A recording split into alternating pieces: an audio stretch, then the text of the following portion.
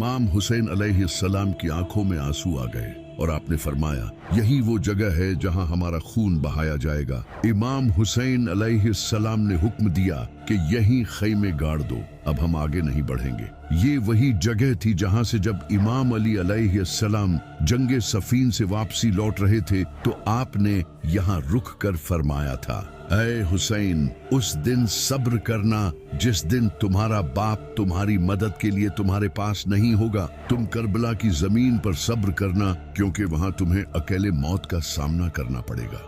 तो जब 2 मुहर्रम के दिन इमाम हुसैन अलैहिस्सलाम के साथियों ने करबला में खैमे लगा लिए तो इसी वक्त यजीद ने 4000 के लश्कर के साथ अमर बिन साद को हुर बिन यजीद की फौज ज्वाइन करने भेजा। इससे हुर बिन यजीद की फौज और ज्यादा बढ़ गई। इसके अलावा भी अमर बिन साद यजीद से और ज्यादा लश्कर मंगवाने लगा, जिसके बाद इसकी फौज 1000 से 30,000 हो गई। वहीं दूसरी तरफ इमाम हुसैन के साथ इनके सिर्फ 70 साथी थे। लेकिन आखिर क्यों अमर बिन साद इतनी ज्यादा फौज मंगवा रहा था जबकि सामने सिर्फ 70 थे और इनमें से भी कई बच्चे और औरतें थीं। इसकी वजह ये थी कि इन 70 लोगों में एक इंसान था जिसका नाम था अब्बास।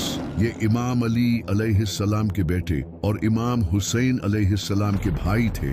ये इतने बहादुर थे कि जब ये जंग में लड़ते थे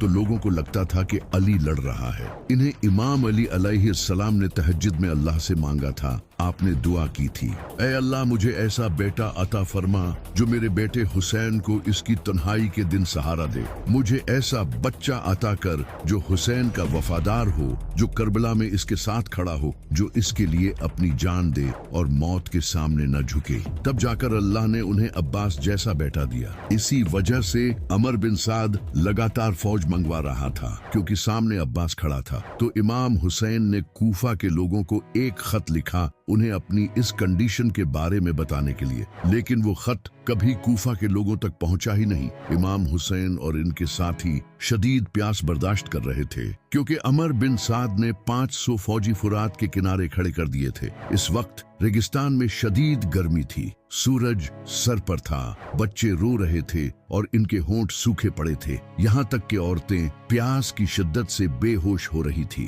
प्यास की वजह से इमाम हुसैन के साथी कमजोर हो रहे थे, लेकिन इनका जज्बा मजबूत था। इमाम हुसैन अलैहिस्सलाम के एक बेटे इमाम ज़ैनुलाब्दीन अलैहिस्सलाम पहले ही बीमार थे। बीबी सकीना इमाम हुसैन के पास आकर बार बार पूछ रही थी कि बाबा पानी कहाँ है। इमाम हुसैन अलैहिस्सलाम ने दुश्मनों को पैगाम भेजा कि अगर तुम्हें मुझसे दुश्मनी है तो इन बच्चों और औरतों को तो पानी पीने दो, इनका क्या कसूर है। लेकिन उनका आगे से